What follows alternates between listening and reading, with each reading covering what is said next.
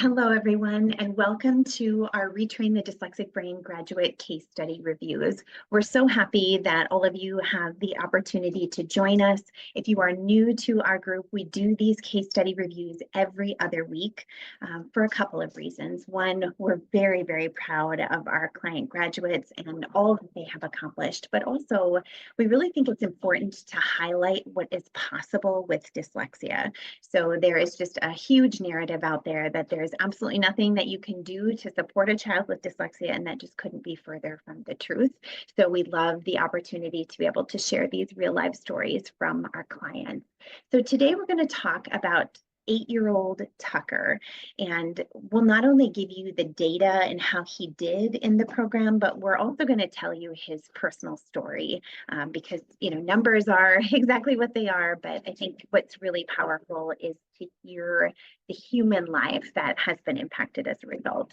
So Tucker went from being only 45% accurate in phonological awareness to 100% accurate within 6 months. His scores on the wide range achievement test 5 went from the 12th percentile to the 53rd percentile. And we'll talk about why that is so statistically significant in a little bit. Spelling scores went from the 6th percentile to the 18th, with an additional 9 items that were produced phonetically correct. So he had all of the sounds there, but just missed one letter.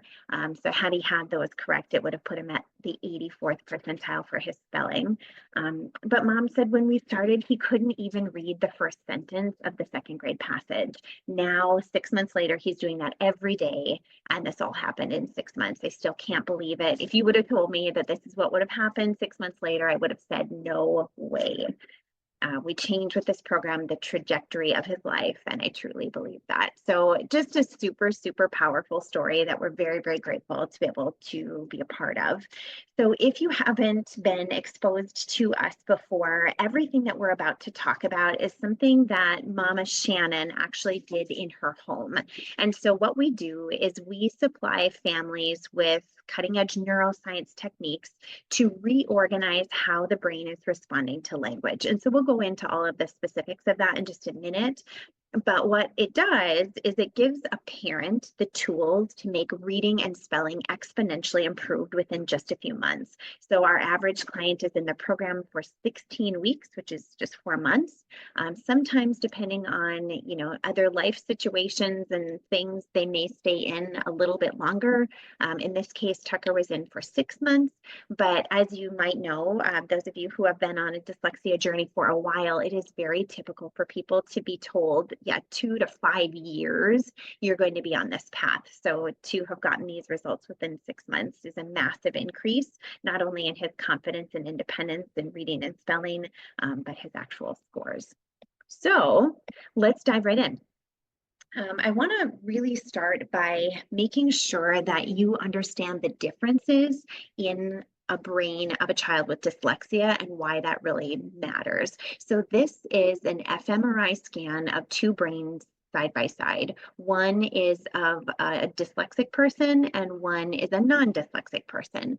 So what you'll notice is that this is during the language task. So for example, the prompter would have said, read this sentence or spell this word. And this is how the brain responds when asked to do a language task. So what you'll see is in the non-dyslexic person, there is activity in this back part of the brain that we call the occipital lobe, where our vision is controlled.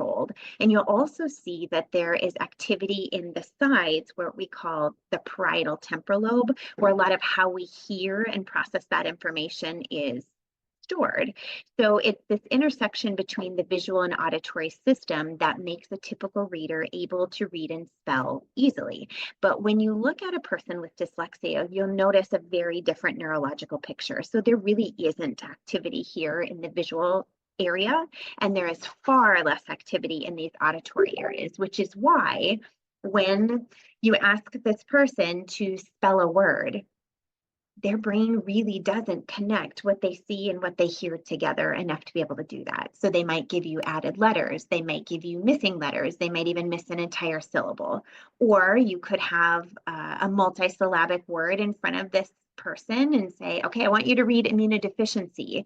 And because what they see and what is coming in isn't connected at all to sound, they might get the first couple of letters, but then it's going to be a complete guess.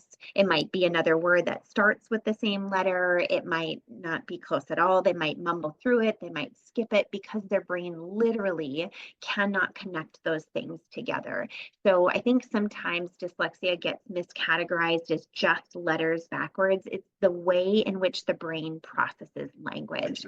And what's really beautiful about that is that it can be changed. So this is the same picture, except this time with EEGs. So you'll see again, typical reader has got a lot more activity than the reader with dyslexia, but this is after you have supplied remediation, after you have shown the brain how to use those areas together, you can actually reconnect areas that were previously not connected.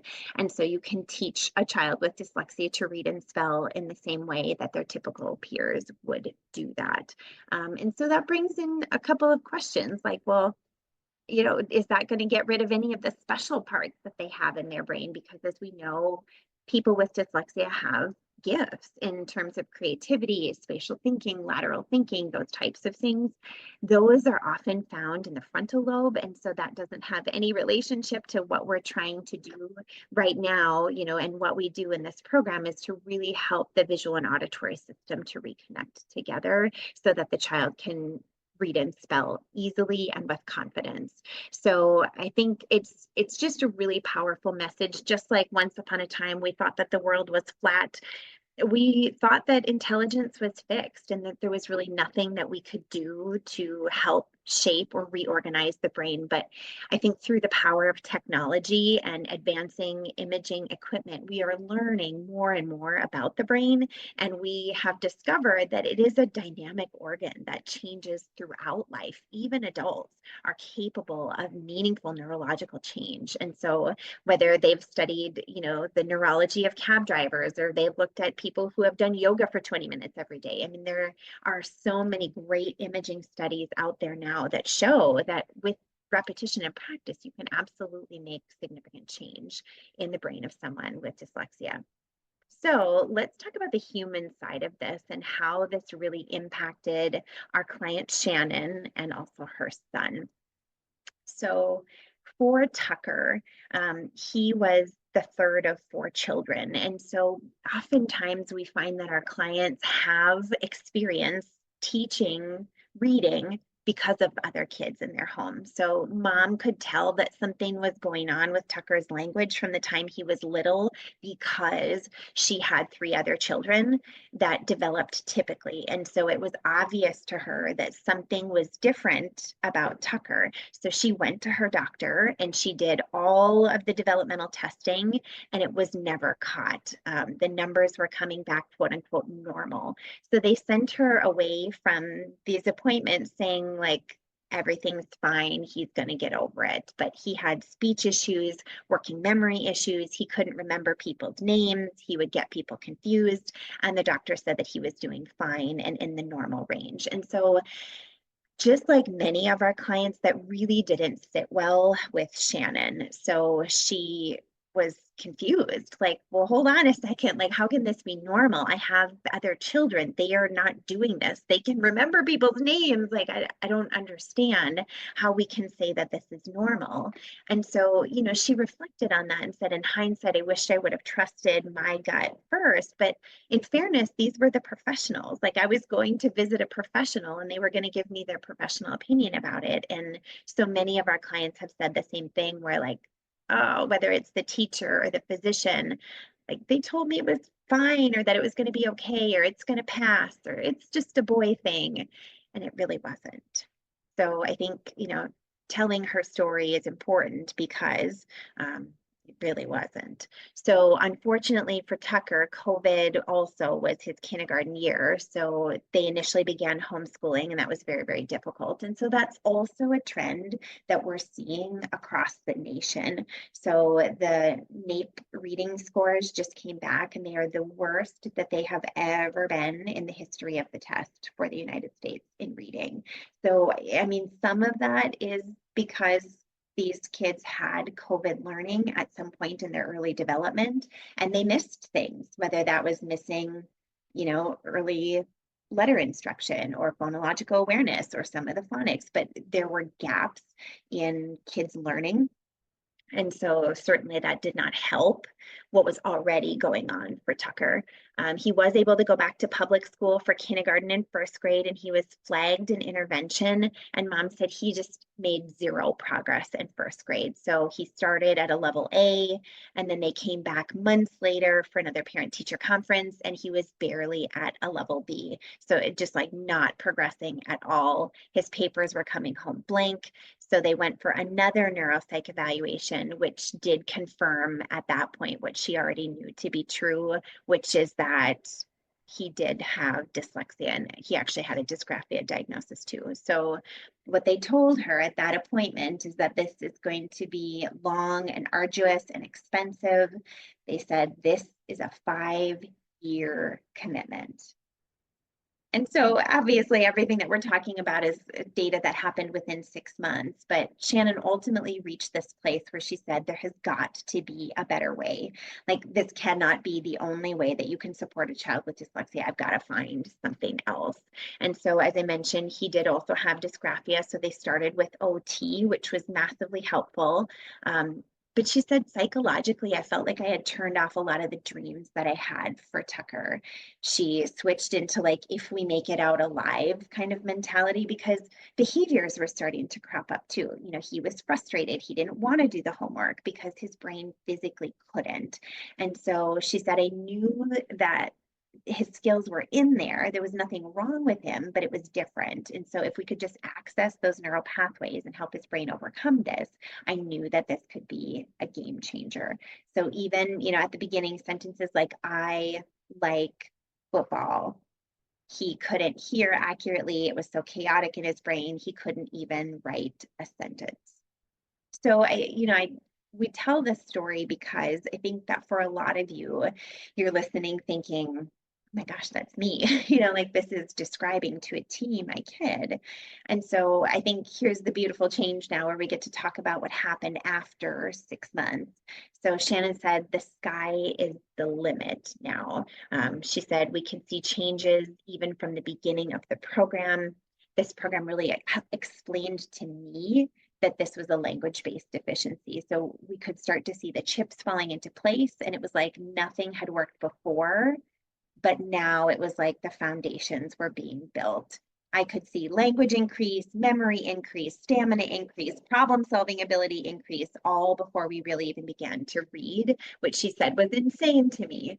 So I think that that's a really fun thing that happens as a result of being involved in this process as a parent, is that you get to see the changes from the front row seat. So what was really fun for Shannon, as opposed to sending him to tutoring and not really knowing what was going on, she got to be embedded in that process and really see all of these things have a significant impact shortly.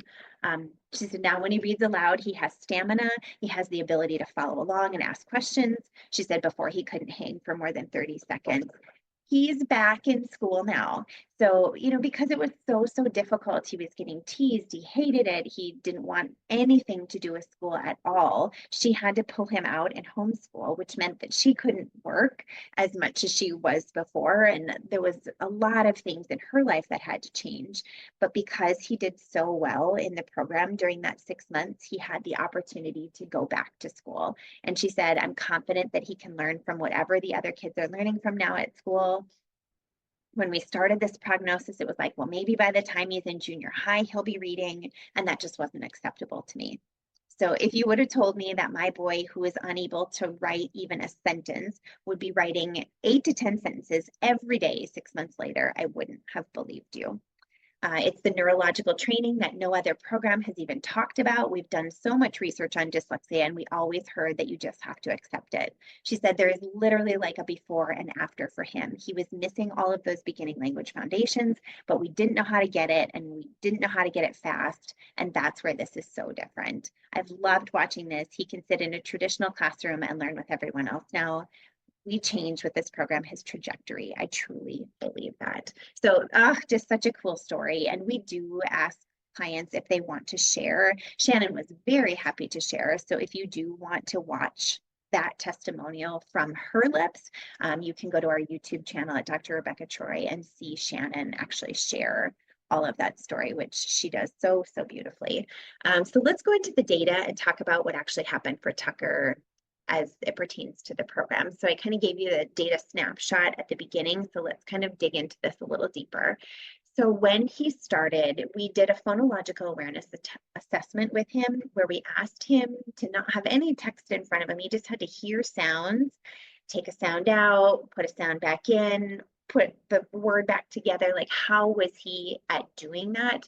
And he got less than half of it correct. So, at his age, he should have been at nearly 100%, but it was clear that his brain was not able to do those tasks. And so within 6 months, he went from being less than half accurate to 100% accurate, which was fantastic. And that obviously had a major impact on his spelling as well and reading. So now we're going to talk about statistics, which may or may not be a fun thing for you to talk about, but I want to just kind of tell you what this means before we get into it. So this is called the normal distribution curve. This is kind of how we display data when we're talking about educational statistics. So right here in the middle is what we would call the 50th percentile or average. So we know that in any given school year, kids are going to grow.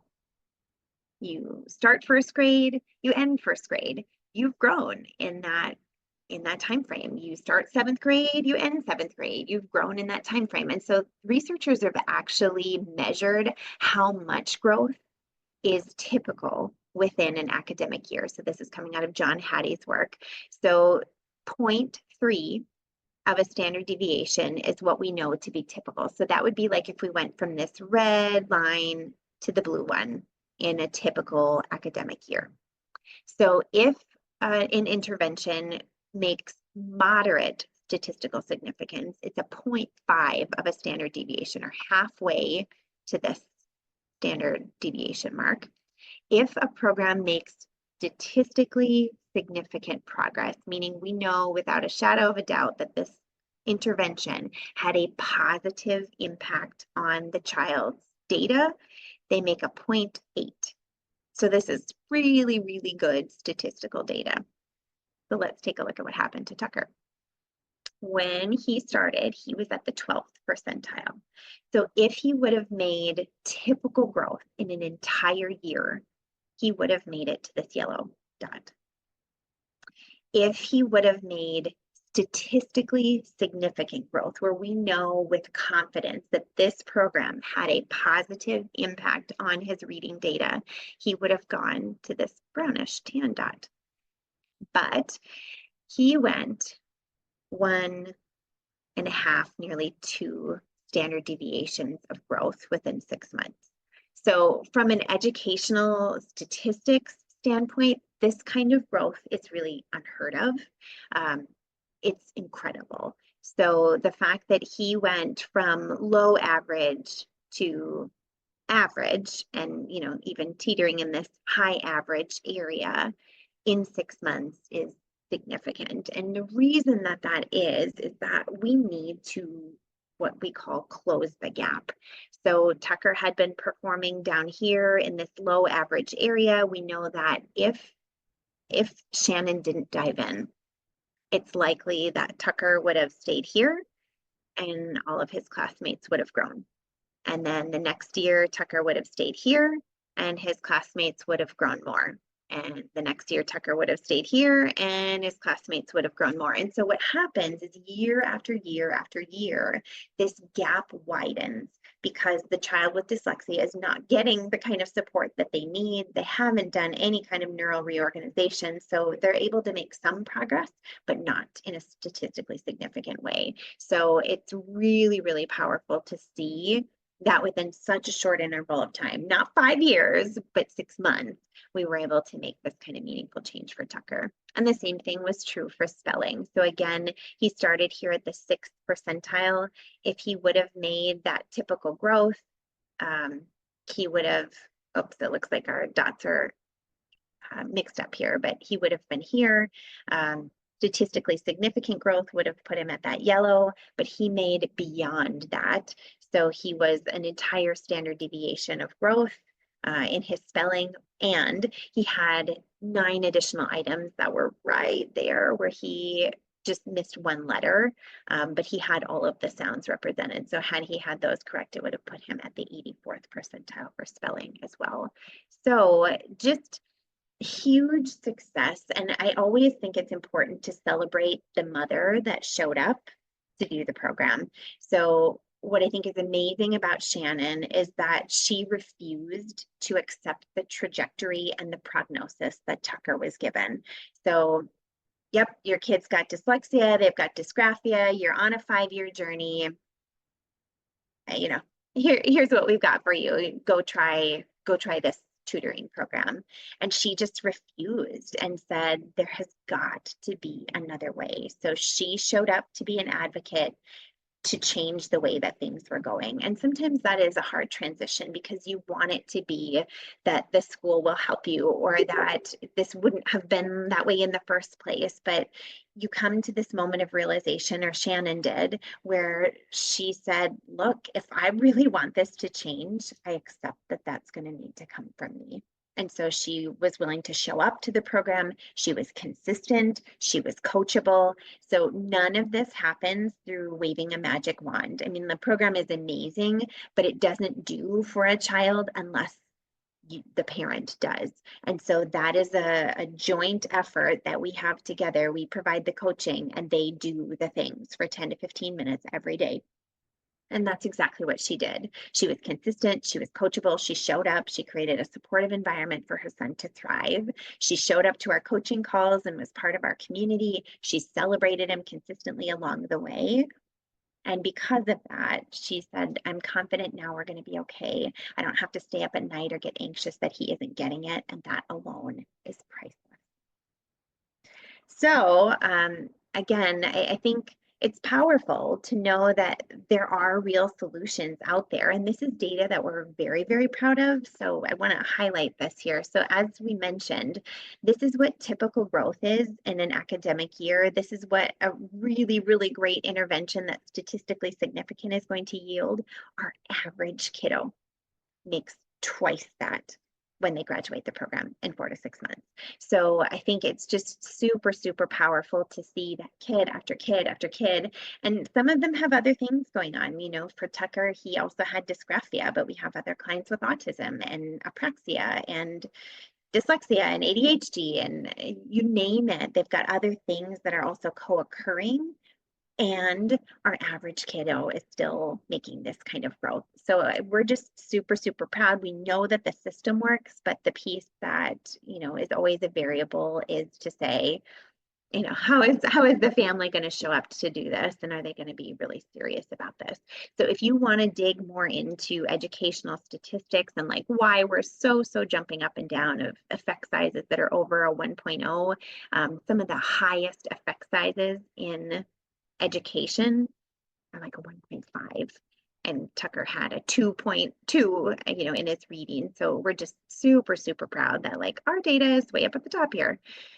So, you know, in terms of why this is super important, it's not about the program. It's about the child that is on the other side of this struggle. So when a child continues to not make much progress and they spin and spin and spin in the same place, they're missing opportunities. Whether that's, I can't go to the class that I want, I'm getting pulled out, I can't go to this thing, or I'm having to do homework for 2, 3, 4 hours a night. And I can't go play basketball anymore because I'm stuck here doing homework because it's taking me lots more time than it would somebody else. There's current and ongoing struggles.